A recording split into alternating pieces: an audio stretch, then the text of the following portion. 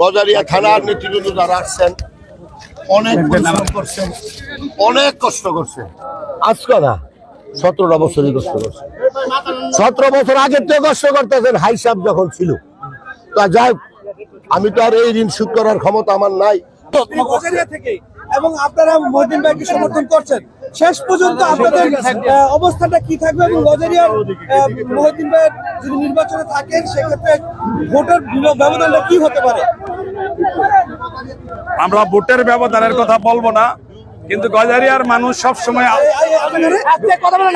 গজারিয়ার মানুষ জনগণ আব্দুল হাই এবং তার পরিবারের প্রতি অত্যন্ত শ্রদ্ধাশীল এবং অত্যন্ত সম্মানের সাথে শ্রদ্ধার সাথে আব্দুল হাইকে স্মরণ করে। যতদিন পর্যন্ত এই পরিবার রাজনীতিতে আছে গজারিয়ার মানুষ তাদের সাথে আছে ইনশাল্লাহ। আপনারা দেখবেন আগামী নির্বাচনে এই 47 বছরের ভিতরে গজারিয়ার মানুষ ইতিহাস সৃষ্টি করে দেখাই দিবেন ইনশাল্লাহ। আসসালামু আলাইকুম সাংবাদিক বৃন্দ। আসলে যদি মানুষের চোখ থাকে আর কি, তাহলে কিন্তু আর কোনো প্রশ্ন জিজ্ঞাসা করা লাগে না। আমরা গজারিয়া থেকে আজকে যারা আসছি, এরা গজারিয়া থেকে এতগুলি লোক এসে দেখাই দেখ, যদি দেখাই দিতে পারে তাহলে কথা আমরা ইনশাল্লাহ কথায় না কাজে দেখাই দেবো। হাইসাব যেমন 70% ভোট গজারিয়া থেকে পাইছে। আমাদের প্রিয় নেতা আমরা মহিউদ্দিন ভাইকে অনেক পছন্দ করি।